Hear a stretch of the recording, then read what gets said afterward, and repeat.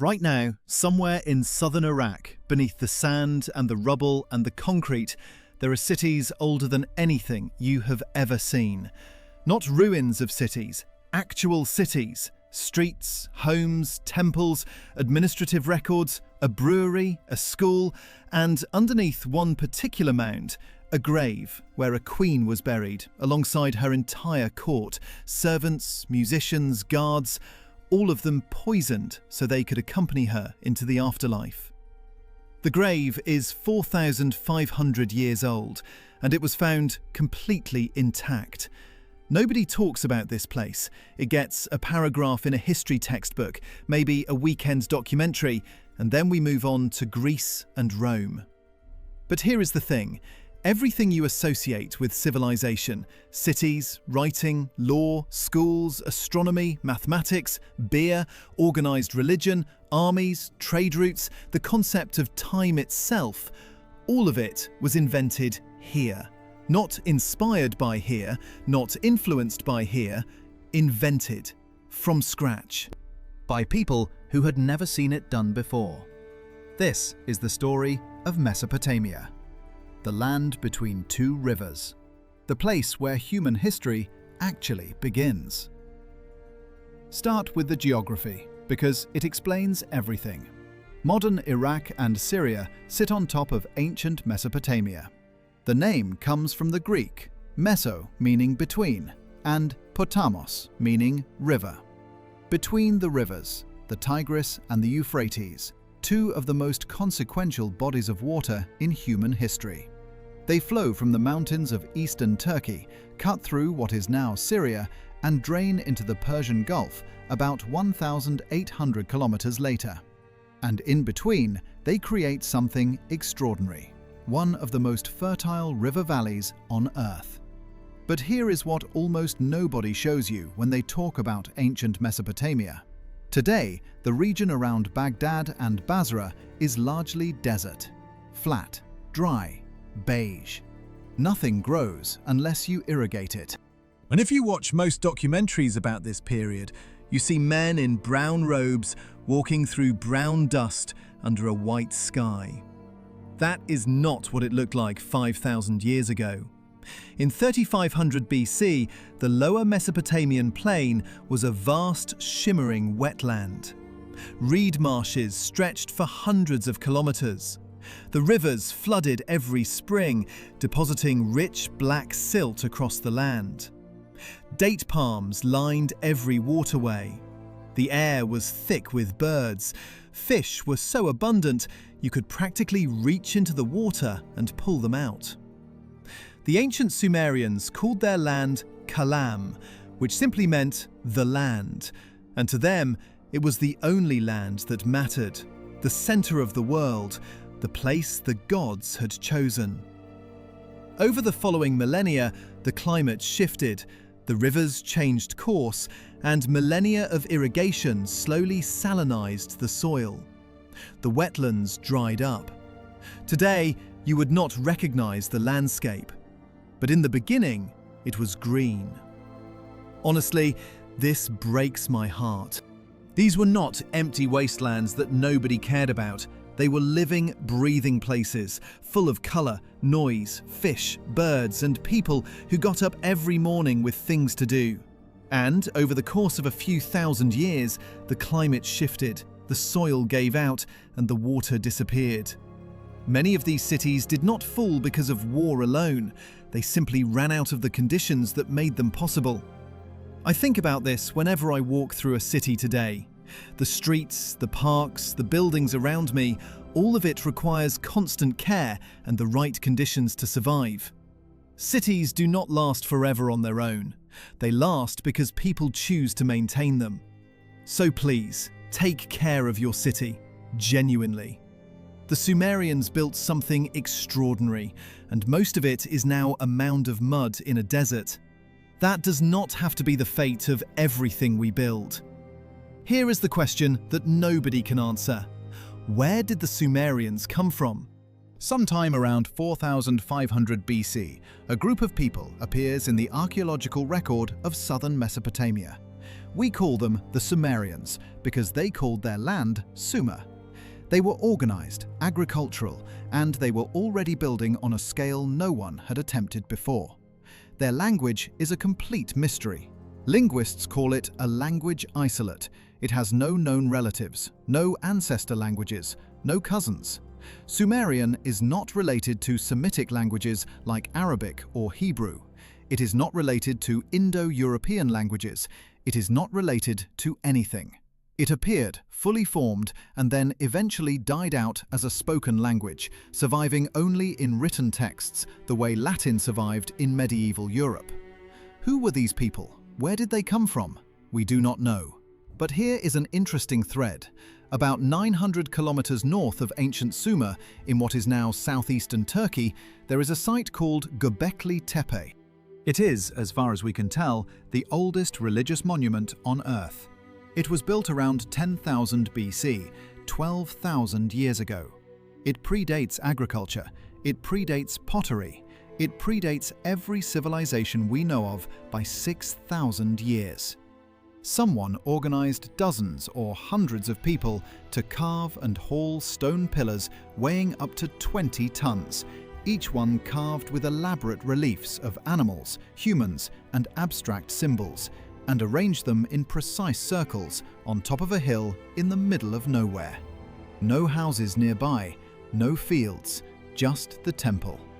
And then, inexplicably, around 8000 BC, they buried the whole thing intentionally, deliberately filled it in with rubble and walked away. What happened to those people? Did some of them migrate south over thousands of years and eventually become the people we call the Sumerians? We cannot prove it, but the geography is suggestive. The culture gap is approximately the right length. And the organizational sophistication required to build Göbekli Tepe is the same kind of organizational sophistication that later built the first cities. Before the Sumerians fully took hold, there was a culture called the Ubaid people, who occupied the region from roughly 5,500 to 4,000 BC. They built the earliest known permanent structures in southern Mesopotamia, used irrigation, and established the basic layout of what would become Sumerian cities. When the Sumerians arrived, or emerged, they built on top of what the Ubaid had started. The Sumerians called themselves the black-headed people. That is all we know about their self-image. Everything else about their origins is an open question. Around 3500 BC, something happened that had never happened anywhere on Earth before. A city appeared. Not a settlement, not a village that grew bigger. A city. A planned, dense, complex urban centre with a population in the tens of thousands, specialised labour, monumental architecture, long-distance trade, and an administrative system sophisticated enough to manage it all. Its name was Uruk. Today it is a mound of mud and rubble near the Iraqi town of Waka, sitting in the middle of flat, empty plain. In 3500 BC, it was the largest human settlement on Earth. At its peak, Uruk had a population of between 50,000 and 80,000 people. To put that in context, at the same moment in history, the entire population of Britain was around 100,000. Half of them were in one city in what is now southern Iraq. The physical centre of Uruk was the White Temple, a mud brick structure built on a raised platform called a ziggurat. The ziggurat was not a palace and not a tomb. It was understood to be the house of the god, specifically the house of Anu, the sky god, and Inanna, the goddess of love and war. The temple complex was enormous, covering several city blocks. It housed not just the divine residences, but also granaries, workshops, and administrative offices. Because here is the thing about ancient religion that often gets glossed over. In Mesopotamia, the city did not belong to the king. It belonged to the god. The king was the god's manager.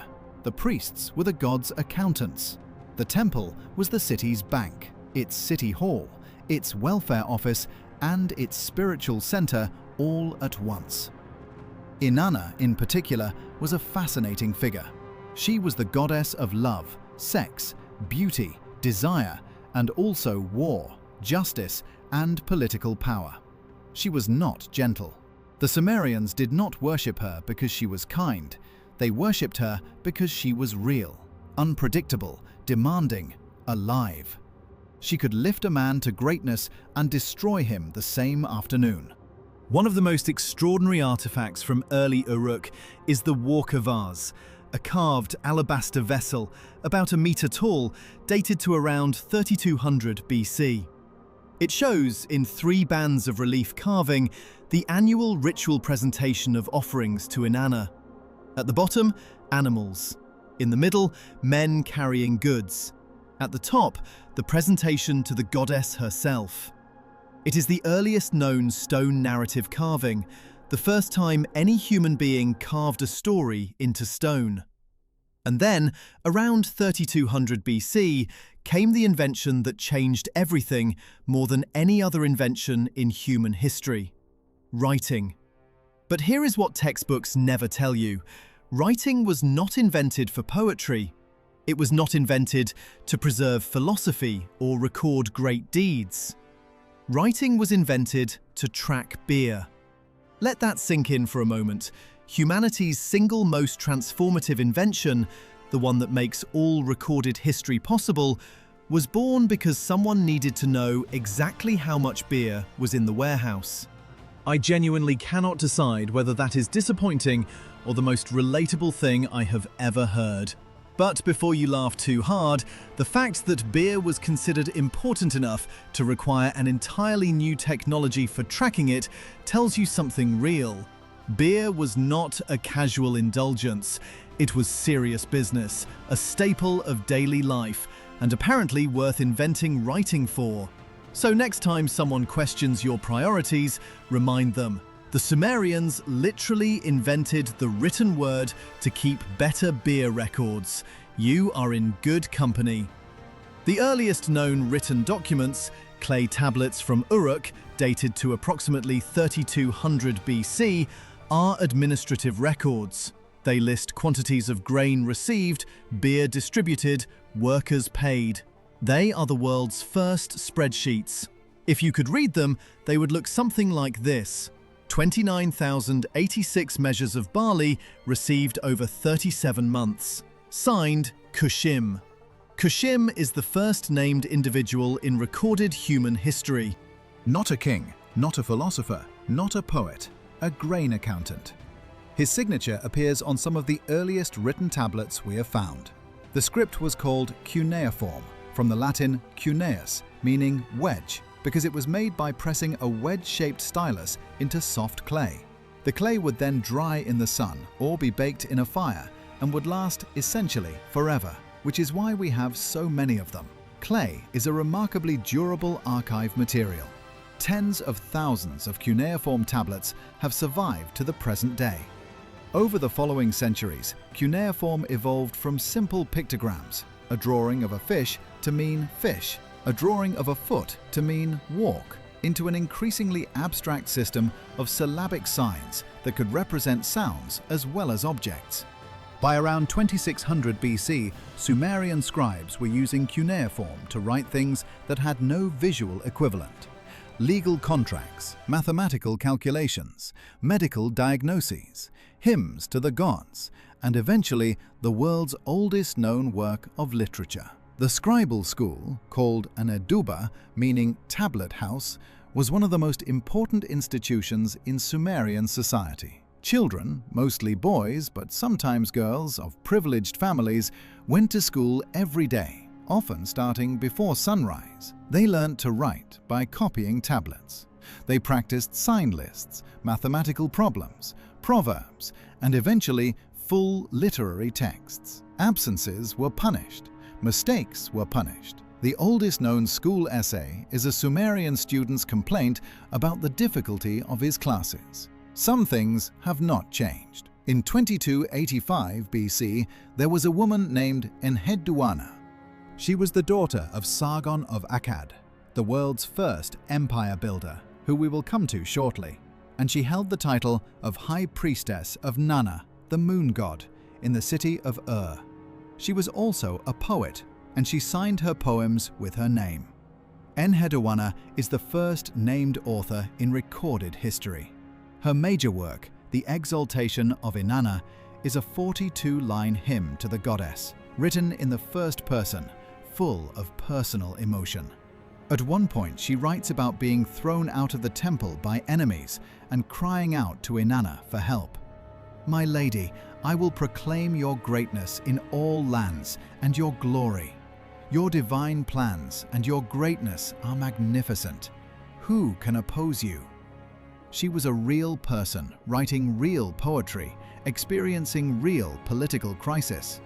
She lived 2,300 years before the birth of Christ, 4,300 years before most of our grandparents were born. This is what the comments on these videos never quite say, but seem to reach for. There were women in ancient Mesopotamia who had names, ambitions, careers, and voices. Priestesses ran temples that were also banks and courts. In the Old Babylonian period, around 1800 BC, some women worked as scribes, merchants, and brewers. The laws of Hammurabi give women property rights, the right to divorce, and protection from certain abuses, far more than women in many later societies would have. There was a class of women called the Naditu, temple women who could own property and conduct business, but could not marry or have children. It was not equality. Ancient Mesopotamia was patriarchal in its structure, and that is historical fact. But it was more complicated than the simple image of a world where women had no role. When you read the actual tablets, women appear constantly, buying, selling, writing, arguing, praying, complaining, loving. They were there. They just rarely make it into the documentaries. Let us spend a moment with the ordinary people, not the kings, not the gods. The person who woke up in a mud brick house in Uruk around 2500 BC. Someone with a job to do and a family to feed. They ate barley. Barley in every form imaginable. Barley bread, barley porridge, barley flat cakes. They ate fish, fresh from the canals and rivers, dried and salted for the dry season. They ate onions, leeks, garlic, and lentils. They ate dates, which grew everywhere, sweet and calorie-dense, and could be eaten fresh, dried, fermented, or made into syrup. They ate pork and lamb and beef, though meat was relatively expensive and probably reserved for feasts and temple offerings. And they drank beer. The oldest known recipe in the world is a Sumerian recipe for beer, inscribed on a tablet around 1800 BC. The hymn to Ninkasi is both a prayer to the goddess of brewing and a practical set of instructions for how to make a specific type of barley beer. Mix the malted grain, add the honey and wine, filter it through a large vessel. The poem describes the process in enough detail that a team of archaeologists and brewers actually recreated the recipe in 1989 and served it at a conference in San Francisco. Beer was not a luxury in ancient Mesopotamia, it was a staple. Workers on major construction projects were paid partly in rations of beer. Temple workers received beer as part of their compensation. Children drank it, old people drank it. The word for beer, kas, appears more often in the early cuneiform tablets than almost any other word.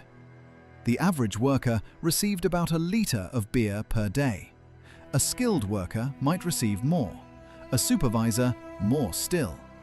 Beer was, in effect, liquid bread. It was calorie-dense, relatively safe to drink in a world without modern water treatment, and it provided some basic nutrition. The Sumerians understood this without understanding the biochemistry.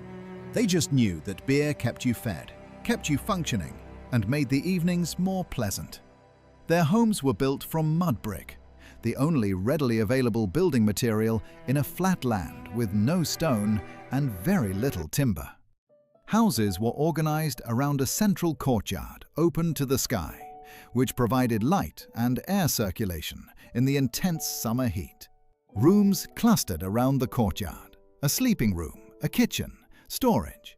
Wealthier homes might have 2 stories and a second courtyard. They wore clothing made mostly of wool. Wool was the primary textile of ancient Mesopotamia, and the shearing, cleaning, spinning, weaving, and distribution of wool was a major sector of the Sumerian economy. At the Ur-3 period, around 2100 to 2000 BC, the state controlled massive wool processing operations, employing thousands of workers, most of them women and children. The administrative tablets from these factories are some of the most detailed economic records from the ancient world. Life expectancy was short by modern standards. Disease, childbirth, and accident all took their toll. But the Sumerians also developed the first known medical texts, lists of symptoms, diagnoses, and treatments, some of them surprisingly sophisticated. They understood that the liver was important. They knew about depression and anxiety. They had medications for various ailments. They also had incantations, because medicine and magic were not separate disciplines in a world where you needed all the help you could get. When I read through all of this, I keep thinking, we talk about ancient civilizations as if they were fundamentally different from us. Primitive, simple, foreign. But these were people who worried about getting sick, who got paid on Fridays in beer, who complained about their teachers, who loved their families, who feared death, and who wanted their evenings to be a little more pleasant. The gap between us and a Sumerian worker in 2500 BC is mostly technological. The rest is remarkably familiar. They were not so different from us, and honestly, in some ways, that is the most surprising thing about this whole story. The Sumerians had a complicated relationship with their gods. They believed the gods had created humans specifically to do the work the gods did not want to do, primarily farming and building temples. This is stated plainly in their creation myths. The gods were tired, so they created people to take over. Humans were, in the Sumerian worldview, divine servants. Useful servants, but servants. The major gods were Anu, the sky god, the father of the pantheon; Enlil, the god of wind, storms, and kingship, who held actual power; Enki, the god of wisdom, water, magic, and crafts, who was generally on humanity's side; and Inanna, the goddess of love and war, who was on nobody's side except her own. Below these were dozens of lesser gods, minor deities, and personal gods. Every family had a personal god who served as their divine patron, interceding on their behalf. If things went badly for you, your personal god had probably abandoned you. The correct response was to pray harder, sacrifice more, and examine your behavior for whatever offense you had committed. The Sumerian view of the afterlife was grim. When you died, your shade descended to a place called the Land of No Return, a dark, dusty underground world where the dead ate clay and wore feathers and wandered around complaining. It was not a punishment, it was just what happened to everyone. The only exceptions were heroes and a very few mortals who had been granted immortality by the gods, and they were the exceptions that proved the rule. This is part of why the Epic of Gilgamesh hits so hard even today. But before we get to Gilgamesh, we need to talk about the flood. In Sumerian mythology, there is a story of a great flood that destroyed almost all of humanity, sent by the gods because humans had become too numerous and too loud. Only one man survived, a figure named Ziusudra in Sumerian, Atrahasis in Akkadian, Utnapishtim in the Gilgamesh version. He was warned by Enki, built a large boat, loaded it with animals and his family, and survived the deluge. When the flood subsided, he offered sacrifices to the gods. The story is older than the Bible's version by at least 1,000 years. The Sumerian flood myth appears in texts that can be dated to approximately 1700 BC, but likely preserve traditions going back much further. The parallels with the later Abrahamic flood narrative are not coincidence. The Hebrews, Babylonians, and Sumerians lived in overlapping geographical and cultural worlds. Stories migrated. The flood was not a literal event, or if it was a catastrophic local flooding of the Mesopotamian plain. But it became a story that helped people make sense of catastrophe and survival. Mesopotamian mythology also contains the world's oldest version of what we might recognize as the Garden of Eden. In Sumerian texts, there is a land called Dilmun, a pure and pristine paradise where there is no sickness, no old age, no death. Enki plants a garden there. He eats certain plants that are forbidden. He is cursed.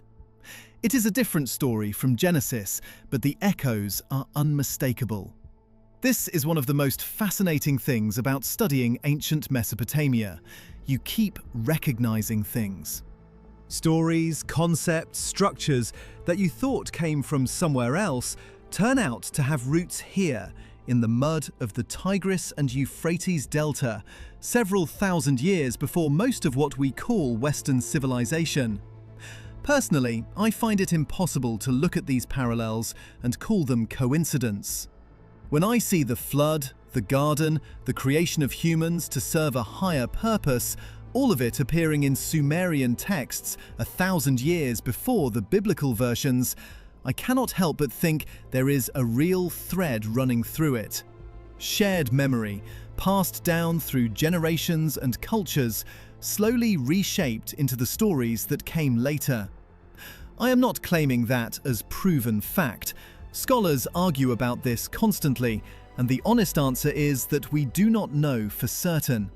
But the resemblance is too specific and too consistent to be random. That is just my view, and I could be wrong. What do you think? When you look at these parallels, do you see coincidence or do you see something older? A story that people kept telling because it mattered long before anyone wrote it down.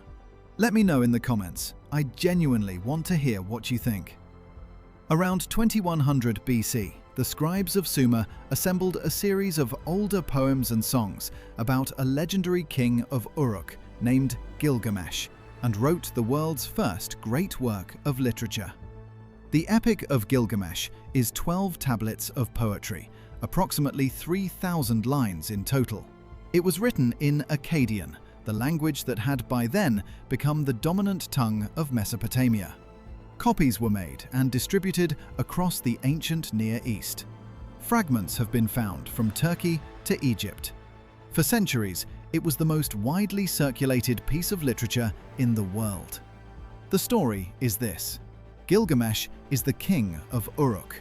He is part god, part human, and he is extraordinary, strong, beautiful, wise, and completely insufferable. He works his people too hard, sleeps with brides on their wedding nights, and generally does whatever he wants because nobody can stop him. The gods, hearing the complaints of his people, create a man named Enkidu, a wild man who has grown up with animals in the steppe, as a counterweight to Gilgamesh. They meet, they fight, neither can defeat the other. They become the closest of friends. Some scholars read their relationship as explicitly romantic, others as the deepest possible male friendship. But in either reading, it is the most important relationship either of them has ever had. Together, they go on adventures. They kill a monstrous creature called Humbaba in the cedar forest. They kill the bull of heaven when the goddess Inanna sends it to destroy Uruk after Gilgamesh rejects her romantic advances. They are unstoppable. And then Enkidu dies. He dies because the gods decide that one of the two companions must be punished for their arrogance, and Enkidu is chosen. He wastes away over 12 days, hallucinating, terrified, and dies. And Gilgamesh, king of the greatest city on earth, strongest man alive, falls apart. He wanders in the wilderness, wearing animal skins, unable to eat, unable to sleep, weeping. He is not mourning in a dignified way, he is destroyed. He repeats one phrase again and again throughout the epic: "Will I too not die like Enkidu?" He sets out across the world to find the one man who has achieved immortality, Utnapishtim, the flood survivor, who lives at the edge of the world. He crosses the waters of death. He finds him. And Utnapishtim tells him the secret of immortality. There is a plant that grows at the bottom of the sea that restores youth. Gilgamesh dives down and retrieves it. On the way home, he stops to bathe in a pool. A snake smells the plant, comes out of the water, eats it, and disappears. The snake sheds its skin as it retreats, and that, the story suggests, is why snakes shed their skin. They got the immortality. We did not. Gilgamesh returns home empty-handed. And there the epic ends, more or less. Gilgamesh walks around the walls of Uruk, looks at what he has built, and seems to find some peace in the permanence of what he created. The city will outlast him. The walls will stand. It is not a triumphant ending by modern standards. He does not achieve immortality. He does not get his friend back. What he gets is acceptance. The Epic of Gilgamesh is 4,000 years old, and it is about the thing that has tormented every human being who ever lived. The knowledge that we are going to die, the desperate wish that we were not, and the painful process of making peace with that fact. The world's first story was not about a god, not about a war, not about the founding of a nation. It was about grief and the fear of death and friendship. The same stories we are still telling today. Around 2334 BC, a man named Sargon took power in the city of Akkad, a city somewhere in central Mesopotamia, whose exact location we still do not know, and did something no one had ever done before. He built an empire.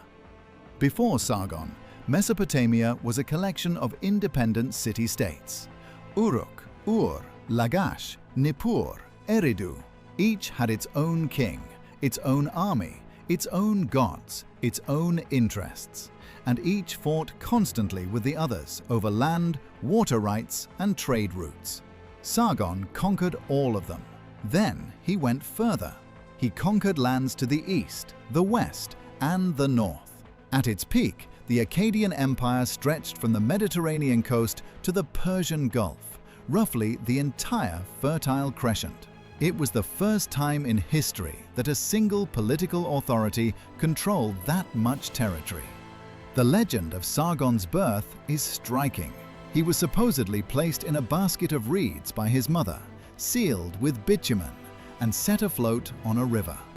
A gardener found him, raised him, and he eventually rose to power. The parallels with later stories are obvious. This motif appears in several ancient traditions, including the story of Moses in Exodus. The birth legend of the abandoned infant who grows up to be a great leader is one of the most widely distributed story patterns in world literature. It probably started here. Sargon's daughter, Enheduanna, whom we met earlier as the world's first named author, served as the instrument of her father's political consolidation. By appointing her as high priestess of the moon god in the conquered city of Ur, Sargon essentially placed a trusted family member in charge of the most important religious institution in a newly conquered city. It was shrewd administration, wrapped in divine legitimacy. The Akkadian Empire did not last long. It collapsed around 2154 BC, probably due to a combination of drought, invasion, and internal revolt. But it established a template, the idea that one king could and should rule all of Mesopotamia. That idea never quite went away. Every subsequent empire in the region, the Neo-Sumerian, the Old Babylonian, the Assyrian, the Neo-Babylonian, the Persian, would define itself in relation to it. Around the same time Sargon was building his empire, something extraordinary was happening in the ancient city of Ur, the burial of royalty on a scale no one in Mesopotamia had attempted before. The royal cemetery of Ur was excavated by the British archaeologist Leonard Woolley between 1922 and 1934.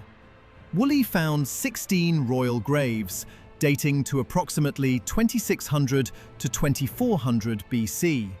Most had been robbed in antiquity, but a few were intact, and what Woolley found inside them changed our understanding of early Mesopotamian civilization. The grave of Queen Puabi, for instance, she was buried with a full headdress of gold, lapis lazuli, and carnelian, so heavy it required a padded wig to support it. Around her were gold vessels, silver bowls, gaming boards with mosaic decoration, and a harp inlaid with a gold bull's head. Her jewelry alone represents some of the most sophisticated goldwork ever produced in the ancient world. And around her, the bodies of 68 attendants. Guards, ladies-in-waiting, musicians, servants, all of them dressed in their finest. All of them arranged in orderly rows, as if they had simply lain down and gone to sleep. Small cups were found near their heads. They had taken poison. Voluntarily? Under compulsion? We do not know. But they went into the grave with their queen. The lapis lazuli in those tombs came from what is now Afghanistan. The gold came from Anatolia or Egypt or the Indus Valley. The carnelian came from Gujarat. This was not a local economy. Ur, in 2500 BC, was the center of a trade network spanning thousands of kilometers. A civilization sophisticated enough to run that network, make that jewelry, write those administrative records, and build those graves had arrived very far from its Stone Age starting point in a remarkably short time. 1200 years after Uruk's peak and about 500 years after Sargon, a new power rose in central Mesopotamia, Babylon, and its most famous king, Hammurabi, who ruled from 1792 to 1750 BC, did something remarkable. He wrote down the law. Not the first laws. There had been law codes before Hammurabi. The Code of Ur-Nammu, written around 2100 BC, is the oldest surviving law code. But Hammurabi's code was the most comprehensive and the most famous, and it has had more direct influence on subsequent legal systems than almost any other single document in history. The Code of Hammurabi was inscribed on a large black stele of diorite, a stone nearly 2.5 meters tall, and erected publicly in Babylon so everyone could read it. At the top of the stele, Hammurabi is shown receiving the laws from Shamash, the sun god and god of justice. The message is clear. These are not arbitrary rules made by a king. They are divine law, administered by a king. The code contains 282 laws covering almost everything: property disputes, inheritance, wages, slavery, divorce, assault, negligence, fees for doctors and builders, the treatment of widows and orphans. An eye for an eye is in there, but modern readers tend to misunderstand what that phrase meant in context. Hammurabi's code actually represents, in some ways, a significant advance in justice over what had come before. Before written law, punishment was largely arbitrary and depended on who you knew. The code established that punishment had to be proportional. A builder whose shoddy construction caused a death was to be killed. But in a world where there was no concept of negligence law, this was actually progress. It meant that a powerful man could not simply pay his way out of the consequences of a death he caused. The code also shows us a great deal about Babylonian society. There are 3 classes: free citizens, dependent workers, and enslaved people. And the laws treat them differently. A free citizen who injures another free citizen is punished more severely than a free citizen who injures a slave, because the slave is property. This is not equality, but it is law, consistently applied and publicly known, which was new. There are divorce laws that give women specific rights. A wife who has been neglected by her husband and has kept herself without fault can take her dowry and leave. There are protections for widows. There are regulations for what interest rates can be charged on loans. Hammurabi's Babylon was also a remarkable cultural center. Under his rule, the city grew into the largest in the world. The great Esagila temple complex, dedicated to the god Marduk, was rebuilt and expanded. Schools flourished. The astronomical observations that had been building for centuries were systematized. The Babylonian mathematical tradition, which had been developing for hundreds of years, reached a level of sophistication that would not be matched in Europe for more than 1,000 years. We need to pause here because the scale of what Mesopotamian scholars achieved in science and mathematics is almost impossible to overstate. The Babylonians worked in base 60. That is, they counted in units of 60, the way we count in units of 10. Why? We are not entirely sure. It may have been for astronomical reasons, or because 60 is divisible by a large number of integers: 2, 3, 4, 5, 6, 10, 12, 15, 20, 30, making calculations easier. The consequences of that choice are still with you right now, today, wherever you are reading this. You have 60 seconds in a minute because of Babylon. You have 60 minutes in an hour because of Babylon. You have 360 degrees in a circle because of Babylon. You divide the sky into 12 constellations because of Babylon. The zodiac, Aries, Taurus, Gemini, is a Babylonian invention. The 7-day week is rooted in the Babylonian observation of the 7 visible celestial bodies. The concept of zero was developed independently in several places, but the Babylonian placeholder 0 is one of the earliest known uses of the concept. A Babylonian mathematical tablet called Plimpton 322, dated to approximately 1800 BC, contains a table of Pythagorean triples, sets of 3 integers that form the sides of right triangles. The Pythagorean theorem, as we call it in honor of the Greek mathematician who systematized it, was known in Babylon 1,000 years before Pythagoras was born. The Babylonian astronomers were the most skilled naked-eye observers in the ancient world. Over centuries, they kept meticulous records of celestial phenomena, eclipses, planetary positions, the rising and setting of stars. They could predict lunar eclipses centuries in advance.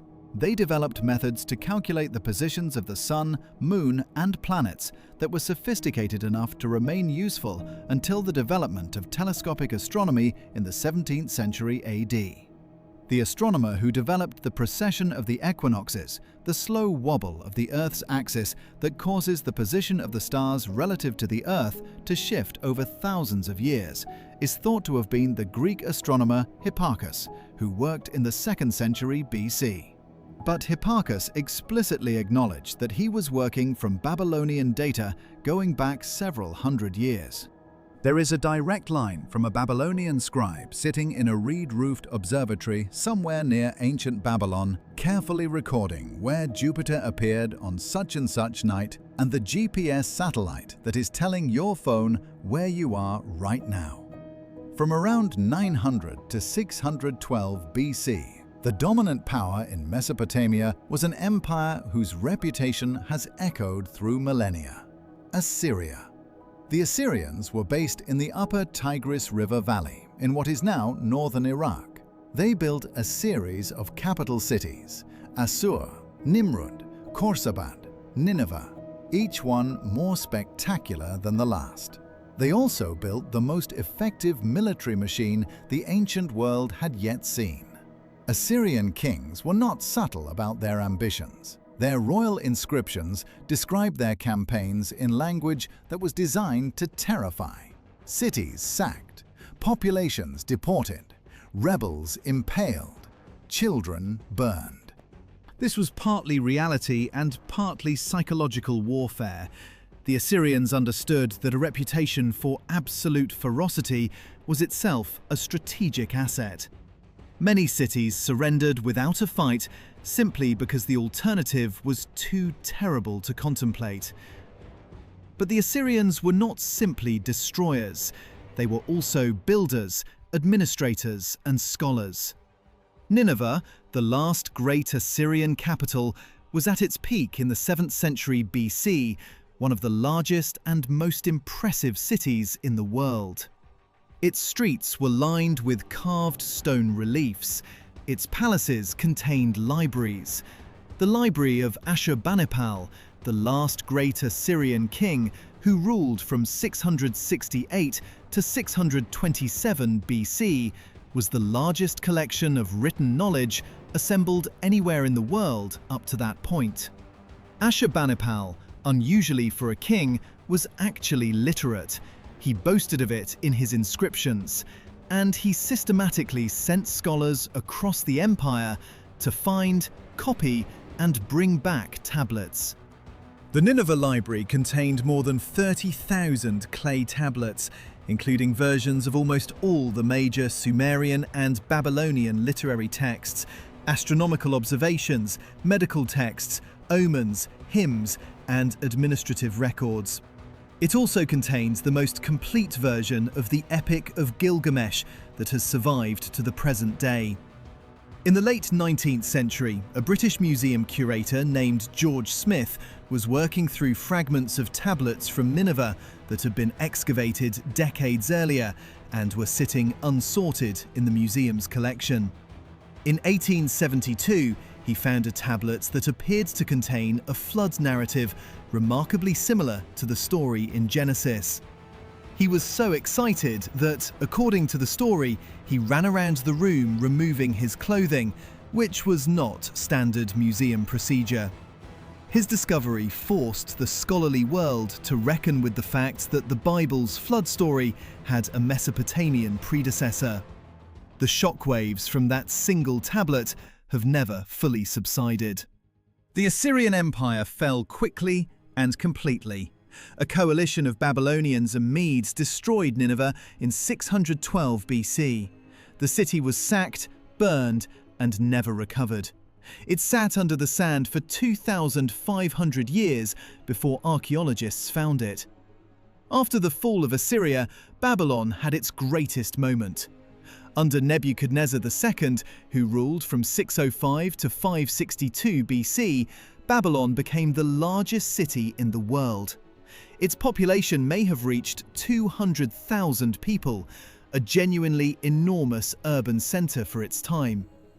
The city covered at least 900 hectares, surrounded by massive walls so wide, according to the ancient historian Herodotus, that a 4-horse chariot could turn around on top of them. The Ishtar Gate, the northern entrance to the inner city, was covered in brilliant blue glazed brick, with relief sculptures of dragons and bulls.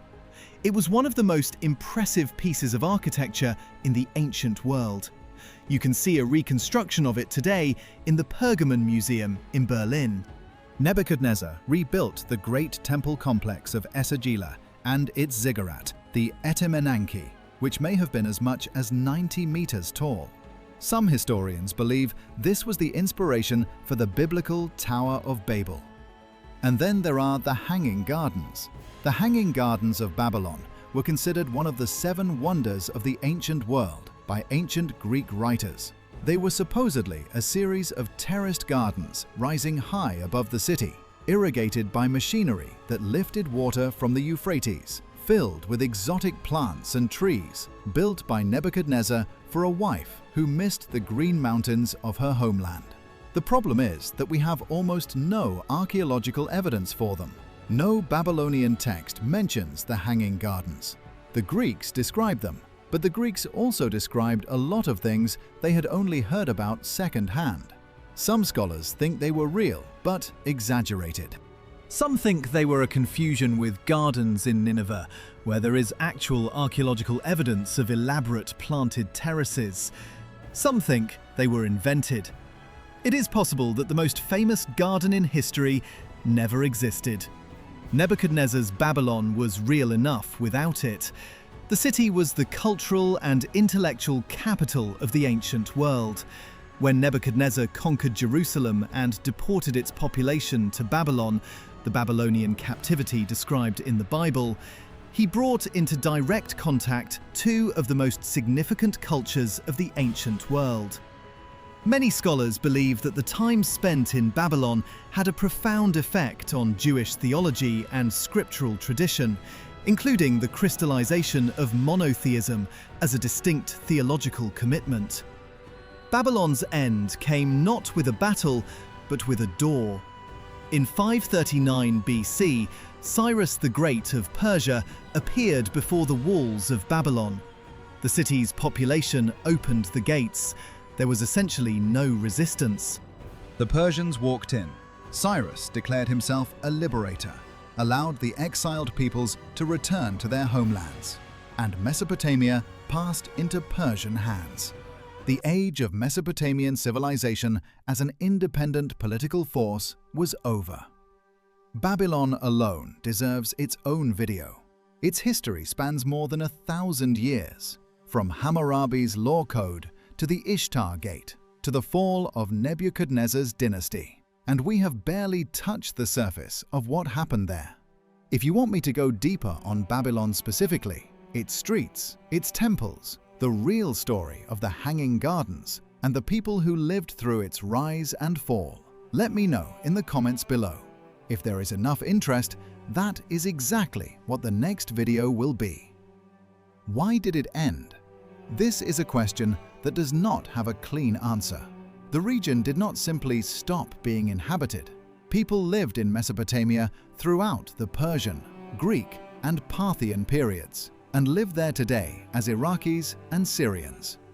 But the specific cultural and intellectual tradition that had been developing since 3500 BC, the cuneiform writing, the Sumerian and Babylonian literary tradition, the astronomical schools, the religious system, gradually faded. By the 1st century AD, cuneiform writing had been replaced by the Aramaic alphabet, which was simpler to learn and easier to use. The last known cuneiform tablet is an astronomical text dated to 75 AD. After that, there is nothing. Thousands of years of accumulated knowledge, astronomical records, mathematical methods, medical texts, literary traditions went underground. Literally, back into the clay, back into the ground, back into the mounds called tells that archaeologists would not start seriously excavating until the 19th century. Some of the knowledge survived in transmission. Babylonian astronomy reached the Greeks and was preserved and developed in the Islamic scientific tradition. Some mathematical and astronomical methods were passed on through intermediaries, but much was simply lost. The desertification of Mesopotamia tells its own story. Millennia of irrigation without the drainage systems to manage the salt that builds up in irrigated soil had gradually rendered large parts of the alluvial plain too saline for agriculture. The same rivers that had made Mesopotamia the richest agricultural land in the ancient world had, over centuries of mismanagement, helped kill it. The wetlands dried up, the canals silted, the cities were abandoned and turned into the mounds that archaeologists began excavating in the 1840s. In February 2015, fighters from the Islamic State uploaded a video to the internet. In it, men used sledgehammers and power drills to destroy irreplaceable Assyrian sculptures in the Mosul Museum. They smashed the great Lamassus, the huge winged human-headed bulls that had once guarded the gates of Nineveh. They justified it as the destruction of idols. A few weeks later, they drove to the site of Nimrud, the ancient Assyrian capital built by Ashur-Nasirpal II around 880 BC. and used bulldozers and explosives to demolish what remained of its palaces and temple complexes. Nimrud had survived 2,500 years underground. It had been excavated and party.